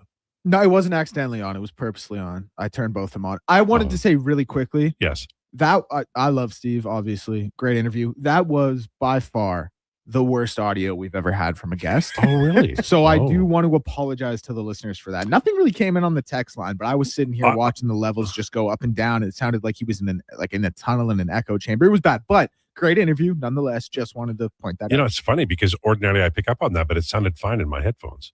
So I think you just enjoyed what Steve had going on. Well, I love that he was sideways. That was awesome. You know, and then he gave me hell about not having a. Do you guys download a calendar? Download a calendar? You have a downloaded calendar. You put like the dates of the Jays games in. No. Who has time for that? A retired guy. That's a retired thing. That is the most retired thing ever. That's like you're so retired, you're fed up with golf. Yeah, right. That. He's good. Later today, he's going to fold his handkerchiefs because he has time. Wow. Okay. It's 1:15. We'll take a break. We're going to talk Oilers. Deep into Oilers next. Trade deadline, coffee, and more. Lowdown with Lowetide on Sports 1440 and YouTube. 60 years ago, we started selling trucks as Western GMC Buick. Today, we are Wolf GMC Buick. We're still located on the corner of 184th Street and Stony Plain Road with the same ownership for over 2 decades. Our customers have trusted our family-owned, community-driven business. And for that, we are thankful. If you're looking for a truck or SUV, pop in and one of our seasoned professionals will get you a great deal, hassle-free. Come trust our team at Wolf GMC Buick. Wolf GMC Buick. We're made.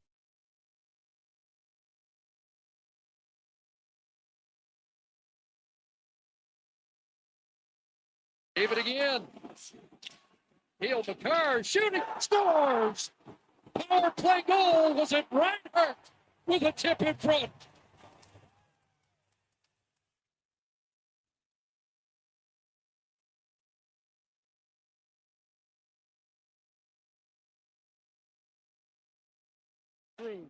Theodore gives it back. Wilson tries to send it across. It'll come to Sandheim. Here's a score! Theodore! Tie!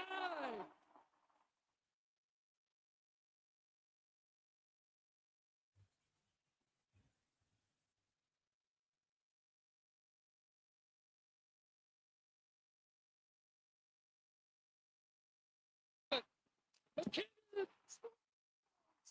Nathan McKinnon!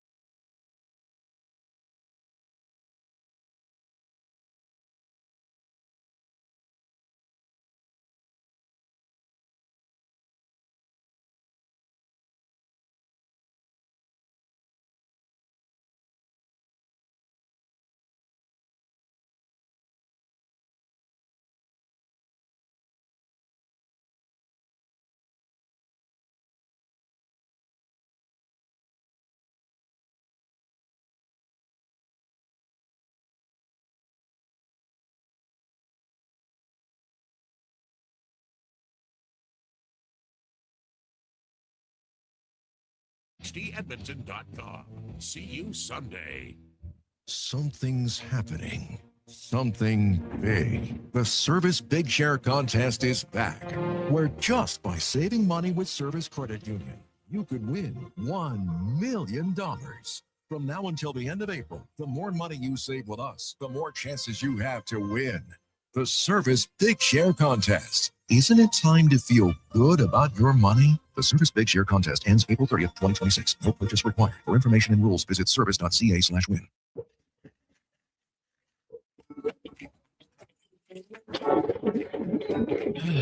Oh, Canada. Jiffy Lube is here to keep you moving through mornings like these. Full synthetic oil changes, quality Pennzoil products, tire checks, battery tests, and everything else your car needs to get through our winters. Stop by Jiffy Lube for fast, easy, warranty-approved service. No appointment, no hassle. Just dependable service right when you need it. Jiffy Lube, keeping you moving through this.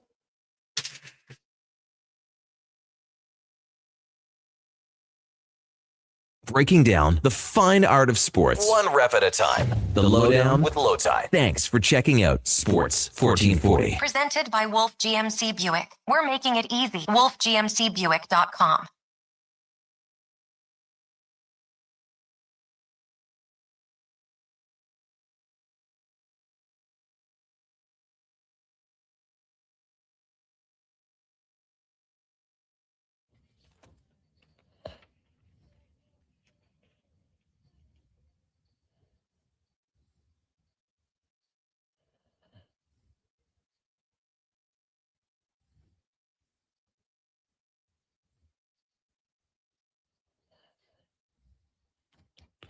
It's the Lowdown on Sports 1440.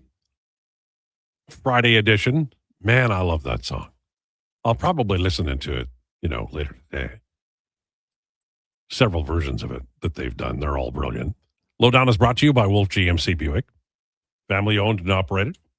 We're making it easy. WolfGMCBuick.com. Okay. Canada wins the men's semifinal over Finland. Pretty wild time. There was a lot of anxiety in that game. Connor McDavid, brilliant as always.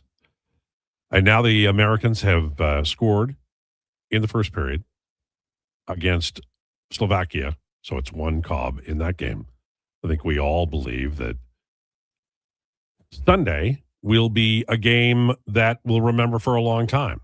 And can we go ahead and say there's a post game? There is, in fact, a post game. Okay. And what time is the game? What time does it start Sunday morning? 6, right?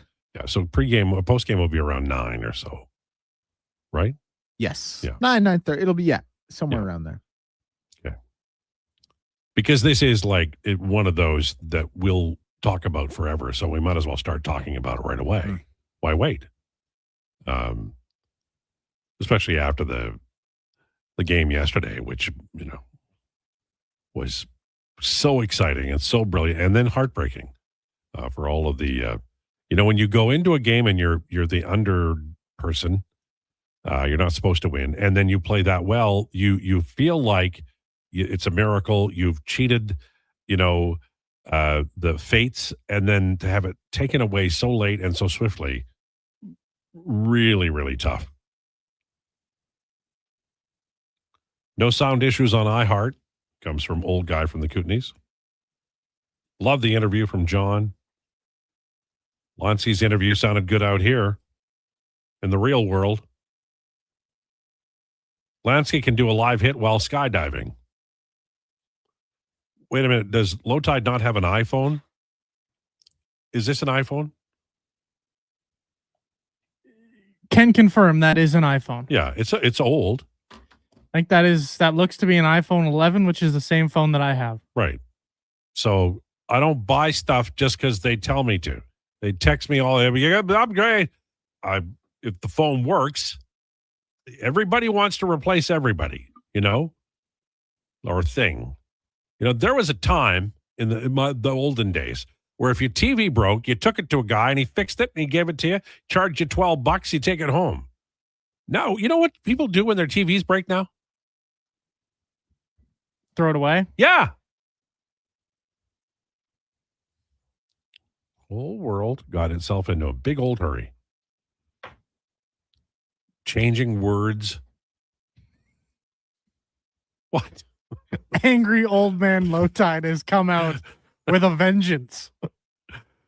All right, Parayko to the Oilers. How do you make that deal happen? Go ahead. Go. How do you make it happen? Let's hear it. Come on. Well, I think that would start with first round pick, Andrew Mangiapane, obviously, to make money work. To make the money work, yeah. And then you would have to have probably Isaac Howard going in there, another first round pick. I would expect that would be probably the asking price if you were to say, hey, St. Louis, let's do a little retention here. And you know what? I don't even disagree with you. Like I think it would take everything not nailed down that the Oilers don't absolutely need. Like, I don't think they'd trade Savoy in part of the deal, but no. Howard for sure. They would trade Howard, and I would say probably 2 first round picks. Yeah, and then just based on you're getting a player with a lot of with some term left, like a good amount of term left. Yeah, you're getting a Team Canada level defenseman. I know some people would probably scoff at that price that I just suggested, but I don't. I think that's what, because other teams are going to be coming. Like if Parayko's available, who's not going to make an offer? You know who the guy that I would go for in St. Louis though is Robert Thomas. He's rumored to be out there, and he's a very fine player. If Robert Thomas is available, I move heaven and earth. I don't care what it takes. This is a personal bias for myself. I love his game. I mean, he is silky smooth. He's an unbelievable passer. Smart player. He is one of the smartest players you're going to find in the NHL. I think you get him out of that situation, you'll see the point totals go back up to what they were before. I truly think he's probably one of the more underrated players in the game. If you can get Robert Thomas, he's only 26. Like, that is the perfect player to add for this Oilers team, in my opinion. Good defensive awareness. I love Robert Thomas. Sizzler says, you think 2 first rounders and Ike Howard, that's wild, way too stiff. I don't think so. He's not a rental. You're not getting him and then possibly losing him in the summer. He's got several years left. He signed to a contract that, I mean, I don't think anybody would balk at 6.5. You may not like the player, but I think there'd be a long list of teams that would definitely make an offer that would be competitive. Like, this is year 4 of an 8-year deal. Yeah. So you have the remainder of this season and then 4 more after. Is it valid to be concerned about the aging curve with Colton Parayko? He's 32 right now. By the end of that deal, you're going to be dealing with, I don't know what exactly his birthday is, but you're going to be dealing with a 36 going 37-year-old defenseman. Yeah. That's valid to me. But to be concerned about the price tag to go along with a 6'6", 230-pound shutdown level defenseman, like, I mean, was the Ekholm price tag all that different? And that's my point. You're aging out with Ekholm. You've signed him to a new deal, but you're like, the Oilers are all in. They're pot committed, right? They're trying to win the Stanley Cup now. So Ike Howard, if he gets traded, they'll have to find somebody to replace him. But Ike Howard wasn't going to be materially important to winning the Stanley Cup this spring. No, of course not. And if we can just spitball the idea of this Colton Parayko trade, Ike Howard is the equivalent to your Reed Schaefer in the Ekholm deal, but I would say he's a more highly touted prospect. Right. There's more a little bit more offensive. value there. From a trade perspective. You still gave up a first round pick in either situation. And then, I mean, Tyson Barrie wasn't nothing. Tyson Barrie was valuable. He could play. Going over to Nashville at the time. Like, that was a guy coming off of a couple really good seasons in Edmonton. So, like, if they were to trade him straight up, they probably would have at least gotten a second round pick in my estimation. So, you look at the potential deal for a Parayko, it's really not that different than what they gave up for Ekholm. It's just, instead of, multiple first round picks for Ekholm, it would have to be 2 first round picks in this situation, I think, just based on the fact of you don't have that quality veteran player going the other way, and you've got to attach something to get rid of Mangiapane. So I think that would just be the going rate. Yeah, I don't disagree with you. We've got a question here in regard to this trade talk that we're doing from HVAC Nick. No, I'm sorry. It's from, hold on. Somebody asked about the Panarin price. Well, Panarin was a little different. He had a no movement clause. They weren't going to re-sign him. He was a free agent, and he got to pick the team he went to, basically. That's how that worked. So there were a lot, like if the Blues choose not to trade Parayko, he'll play out his career there happily, and they'll be happy with him. This is a completely different the Parayko timeline was a few months in terms of the seller. They weren't going to sign him, and so they're moving on. So what can we get for him? And then he's got a no movement, so he goes where he wants to. This is different. If a player has a no move clause and they're in the last year of their deal, they control where they go. Artemi Panarin said, "You either trade me to LA or you can keep me and lose me for nothing." Yeah. That was the dilemma that the Rangers had to deal with. And so, of course, a guy like Colton Parayko would have a higher price tag. He has multiple years left of control, 4 more after this season. So you look at that and you say automatically that's more valuable than the what the Panarin situation was. And to another question here on the text line, wouldn't St. Louis want a defenseman back? I mean, maybe, but if you're St. Louis, you're going into full rebuild mode. Yeah, that's the whole point of trading Parayko. They can pick up a replacement defenseman on waivers if they want. This is you want to optimize what you're getting for Parayko. Yeah, it's all about optimizing what you're getting. It's also all about finding a way to get yourself into that rebuild, because this St. Louis Blues team is just firmly in that kind of no man's land of you have some quality veterans who you clearly need to ship out. And if you don't ship them out, you're just going to be perennially in that kind of Calgary Flames level, right? Yeah. Yeah. And people are now saying, well, Parayko's not good. Well, he is on Team freaking Canada. The Blues are not a good team this year. That I will give you, right? But Parayko plays 44% of his 5-on-5 ice time against the Leafs. That is enormous. Like, that is just over the top. And he does have a 46.2% dangerous Fenwick, which is like expected goals. But he's 17-18 in actual goals, so he's at like 49%. And relative to the team he's playing with, like his line mates, he's a little bit below par. But I would definitely trade for Parayko. If you're all in, then the future doesn't matter. You are going to have to trade Howard in 2 picks. I think that's probably the price. You're getting for how many? 4 years? 4 more years after this one. Yeah. No. This is year 4 of 8. And your top 4, guess what? People bitch and moan. I wrote about it today. People are always complaining about Darnell Nurse. Darnell Nurse has a goal share at 5-on-5 this year of 44%. And Matthias Ekholm is 53%. But goals against per 60 at 5-on-5, Nurse is at 2.72. Ekholm is at 298. The Oilers are a team that doesn't score goals for without the top 2 lines. They're garbage with the 3rd and 4th lines. And most of the minutes McDavid plays have Ekholm and Bouchard. It's an advantage in goals for.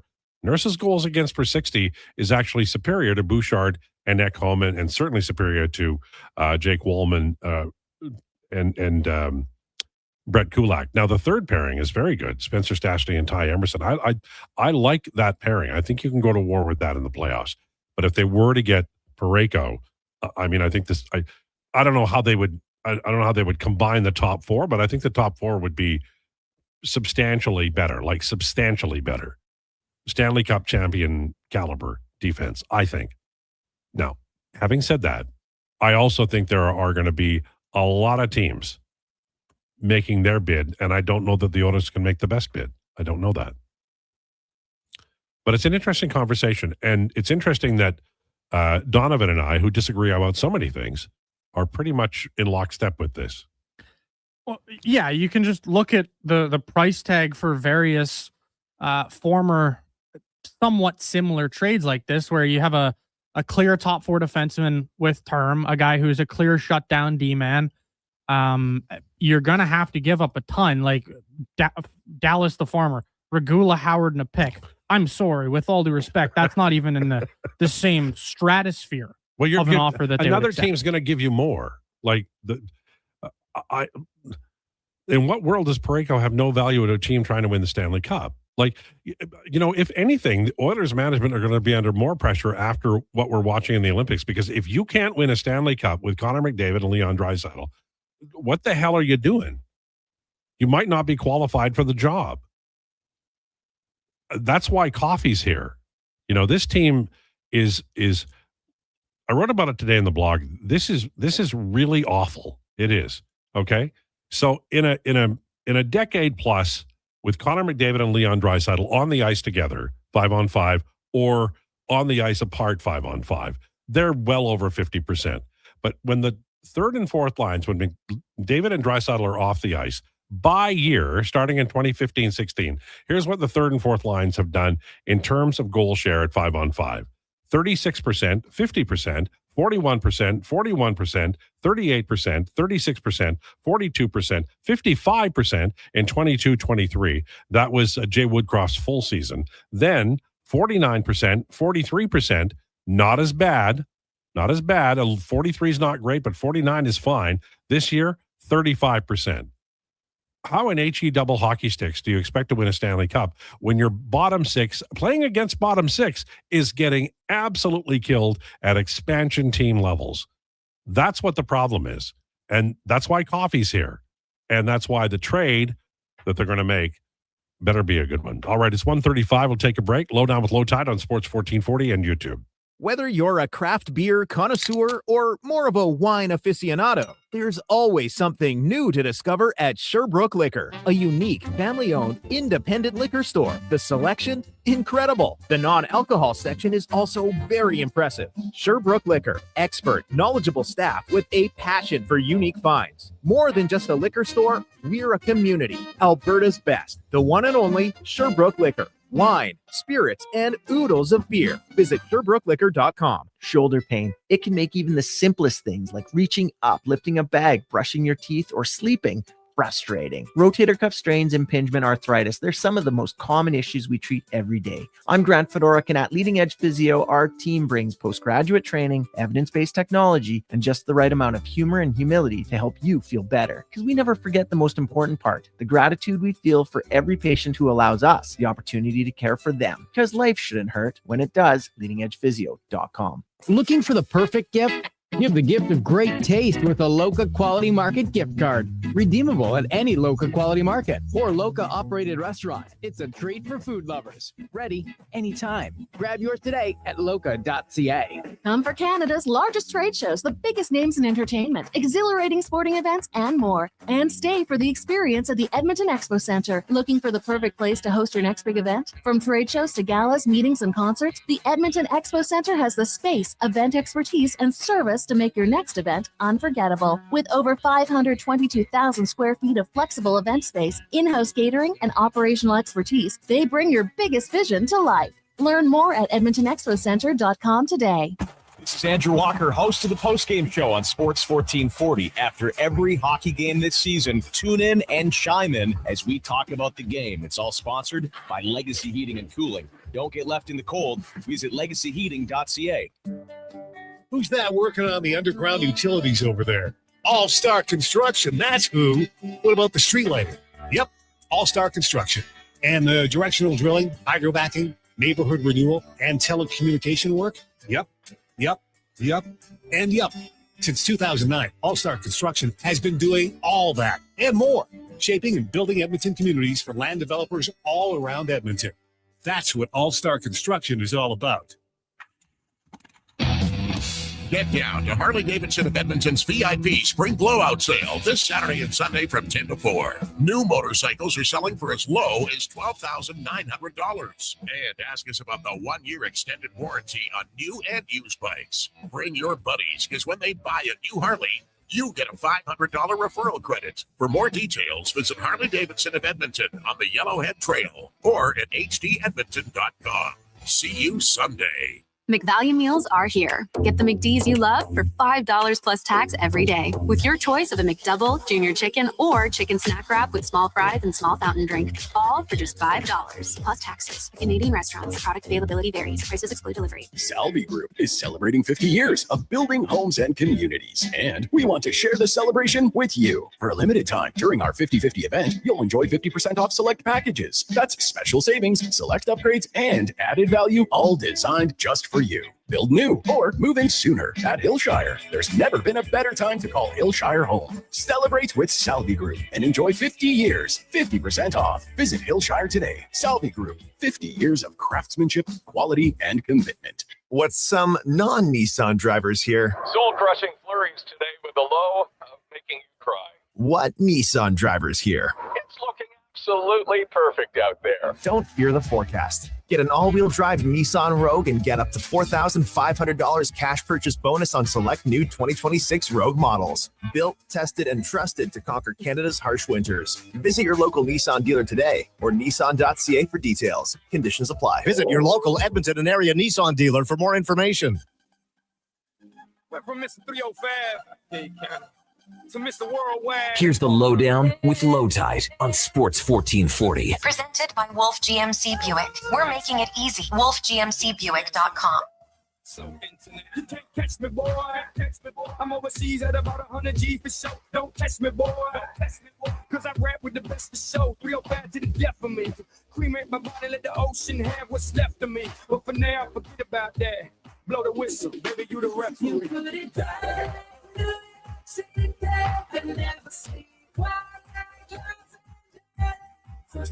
Oh, yeah.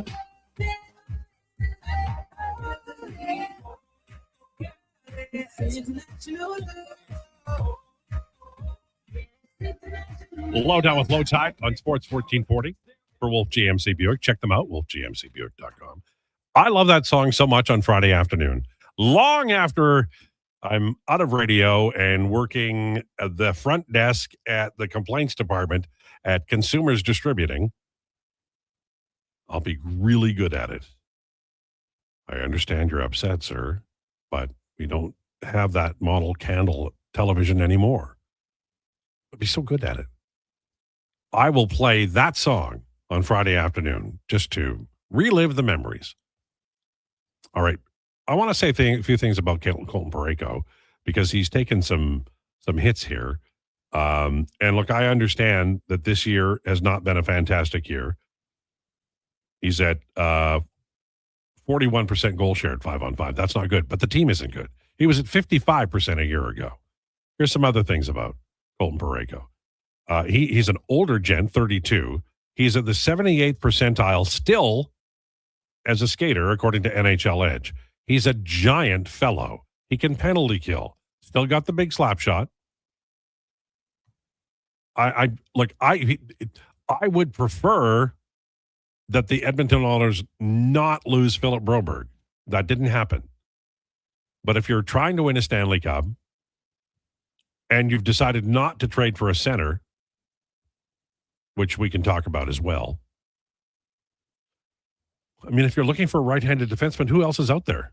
Well, it's Connor Murphy in Chicago, who clearly not as good of a player.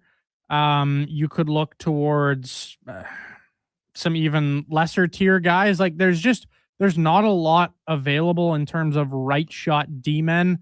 I'm forgetting one off the top of my head, but I'll give you a more definitive answer as to who the other guy is, but I just forget who it is. It's okay.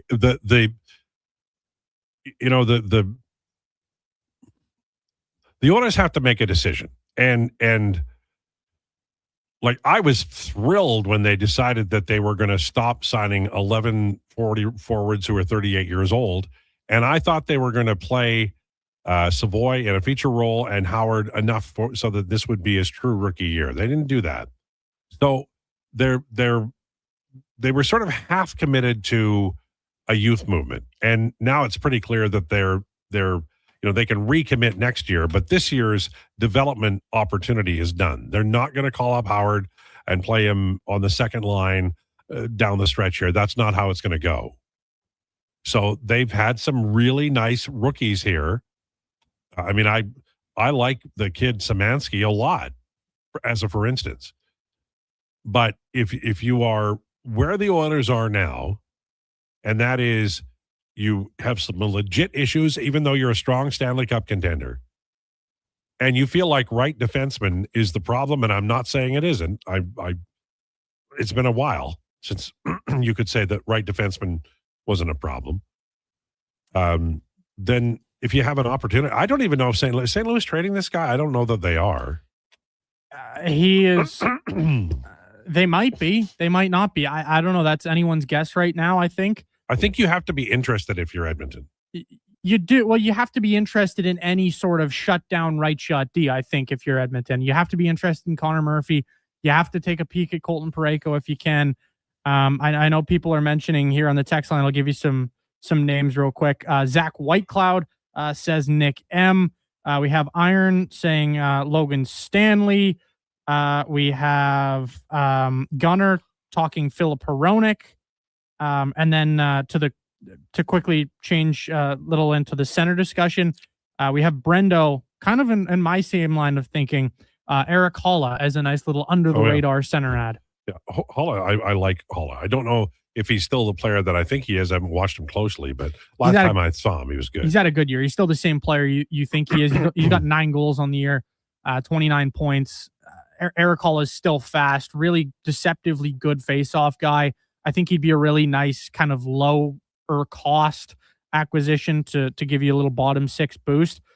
Trev with Alexiak. We have go after McMahon and Carlo from Jordan. All due respect, Jordan, I don't think Brandon Carlo's going anywhere. Yeah, I think that's probably fair. People are talking about trading. Would you trade Wallman as part of the Parayko deal? You just signed Wallman. Wallman's injury prone. I do worry about that. But I think if you're trading for Parayko, you are going to send Stastny to the 7th defense and then maybe move Wallman down, or play Wallman and Parayko and have Nurse on the boy. That would light this city on fire if Nurse was on the 3rd pair. Well, I think the whole point of acquiring a guy like Colton Parayko would be to have a real true shutdown pair. Right? Mm-hmm. Well, how high is he? 6'6"? He's 6'6". He's gigantic. It's like having a better Vincent Desharnais who skates really, really well and can shoot the puck and can move the puck. Parayko is 32, but he's like Ekholm at 32, except he's taller and he's very physical. How high is he is a crazy way to ask how tall someone Well, I meant tall, but words come out funny, you know. I just think some people are questioning how he's going to age. This is a bit of a lazy comparison, but I mean, just think about how good some of the really super tall defensemen are into their late 30s. Like Zdeno Chara would be the highest peak of that spectrum, which obviously we know Zdeno Chara, unbelievable player. The U.S. just scoring Tage Thompson makes it 2-0. Mm-hmm. But like Chara would be the peak of that spectrum. Parayko's not Chara, no. But like some of these really big guys, they just don't really get hurt that often, right? Well, also, we have to remember that when Parayko came into the league, he was more offense first and power play guy. And he was a big guy, but he was like, that was how he was used. Now he's more penalty kill. The Oilers need penalty killing. And he's really a defender. Like, he defends. And so I think that you know, the Edmonton Oilers traditionally are built on tremendous offense, and they have that with 2 lines, but they don't have it. They got to play defense sometimes. I don't know. I don't think he's available. I don't think we'll be arguing about this for long, but if he is, it would behoove the Edmonton Oilers to be in on that. And like, you can't get too attached to prospects. Now, people are saying, well, what about Broberg? Well, Broberg wasn't a prospect anymore. He was an actual player. And the Oilers did slow play him to the point where he was frustrated. I don't know why they did what they did, but they did it. And I whenever I say, you know, Ken Holland made a mistake, which I believe, people say, well, you know, it was Stan Bowman who did it. Well, Bowman arrived I mean, to fill out the paperwork, but I have a really hard time blaming Bowman. You can give him partial blame. Maybe he should have kept Holloway, but I like Podkolzin. And Broberg was the more expensive guy, right? So how do we feel? It's Canada, USA, Sunday. We've got a post-game show coming. How does that feel? Well, that's going to be a blast, right? It's going to be this just breaking. It is going to be one Connor Halley and one Duke of Delburn, Brandon Douglas. They are going to be headlining said show. And I would assume you're going to tag along on a brief segment hit. I will definitely be there with my phone. I write on Sunday, so I'll be writing, but I will definitely watch the game. I'll take time to watch the game. And I would love to be on that show if they've got my number. I'm excited about this because this is like, there are a few times in hockey where you get the matchup you want. These teams do not like each other. I don't know if they hate each other like the Canadian American women do, because those guys, every 4 years, they fight for the Olympic medal. I think Canada's won 4 of the last 7, and the Americans have won the other 3. But it is like absolute war. The American men have not risen as quickly as the American women. So this isn't like that all the time. But and the Kachucks alone rally a nation. Nobody has rallied Canada. Well, almost nobody. A few people have rallied Canada the way the Kachucks can. I mean, Calgary is mad at Matt for obvious reasons. Ottawa still loves Brady, but do we think he's going to spend his whole career there? Remains to be seen. No. I don't know. Truthfully, no idea. I think it's going to be a great. I hope Crosby plays. Did the Americans have any injuries of note? I don't recall. I don't recall either, actually. No. Yeah. I don't think they did. So let's go around the room. What are we going to do this weekend aside from watching the Olympics? I will go first. Nothing. Yeah, I mean, the Olympics. Woo! Once every 4 years. Awesome. Got to get as much of that as you can. But Duke in Michigan and Arizona Houston in college basketball. You were saying earlier in the week those are 2 great, could be number 1 and 3 in the country, and number 2 and 4 in the country. So that could be the Final Four, like if things work out. It's there's a lot of potential, no question. By the way, I was remiss in not mentioning that Mackenzie left after hour 1 today. Oh yeah. So we wished her a happy weekend. But if you're wondering, she was, she wasn't taken out under armed guard or anything. She just went of her own volition, and she's welcome back in the studio on Monday. Yep. Yeah. I don't know that you will be. Yeah, the locks might be changed by the time I'm popping my way back in here, but she will be welcome back with open arms. She's doing a good job, and the texters, I mean, they seem to like her. So well, good start for her. She has a real knowledge of sports, and she's enthusiastic about it. I felt guilty when she said she'd watched. I can't remember what the show was, but it was something about an event in the last while, and I thought, man, I should be watching that stuff. But she brings something really unique to the show. I mean, we've got Declan, the shy, retiring one, the bookworm. Mm-hmm. Then we've got you, the litigator. Me, the old man. People are trying to drive off the road on the Henday. And then she adds up some knowledge and some enthusiasm. Don't forget the old man that people might be trying to mow down in the parking lot as well. Well, Josh isn't here today. I thought I could take a break. I wouldn't get too ahead of yourself. Do you know what I did to Josh one day? What'd you do? He was warming up his car. It was a very cold day, and I was in my car, and it got warm enough for me to drive. So I drove over and I parked right in front of him so he couldn't go anywhere. And I waved at him, looked at my phone, and drove off. Then I'm like, that's a real ass thing to do there, Lowetide. But I enjoyed it. So, there you go. Do we have anything we want to add? Not overly, other than I'm looking forward to this weekend more than I have really looked forward to almost any weekend in the last. Is it because of the baseball? Time. There's a baseball game on, I think, at 11 o'clock tomorrow. I'm mainly just looking forward to Canada in the gold medal game against the US. Like it's been way too long since we've seen these two teams play against each other on the Olympic stage. And I'm excited to watch baseball too, but there's nothing right now that's more circled on the calendar for me than the Olympics. I'm excited for baseball, excited to watch that action get underway. But man, this is going to be huge. We'll remember this forever. Whatever happens, we will remember the Sunday game, Canada-US. We will have a post game right here at Sports 1440. On the way, Jason Gregor, the Jason Gregor Show. Please enjoy your weekend. Thanks for tuning in. This is a Sports 1440 update.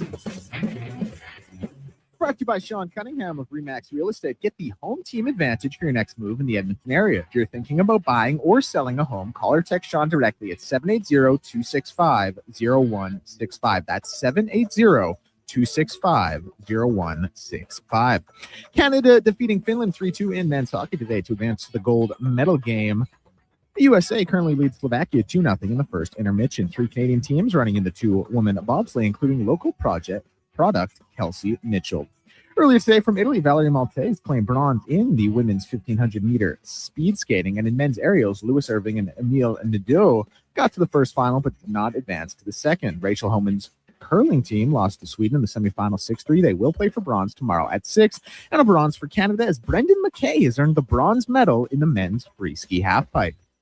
9 games on the Heartwood, including the Heat in Atlanta, OKC hosting the Nets, and from SoCal, the Lakers hosting the Clippers at Crypto.com. Junior hockey, Oil Kings out in Regina in the BCHL, Spruce Grove hosting Brooks for a 7 p.m. puck drop, and Sherwood Park out in Trail in the AJ Camrose at home against Canmore. Collegiate level, Pandas playoff hockey at the Drake against Manitoba for the first of a best-of-3 puck drop at 7, and Griffin men's hockey taking on Calgary from the DCA at 7 in game 1 of their quarterfinal series. On behalf of Donovan Paulson, Mackenzie McClendon, and Lowetide, this has been the Lowdown with Lowetide. I'm Declan Krueger, and this has been a Sports 1440 update. Sports 1440 in West Edmonton Mall.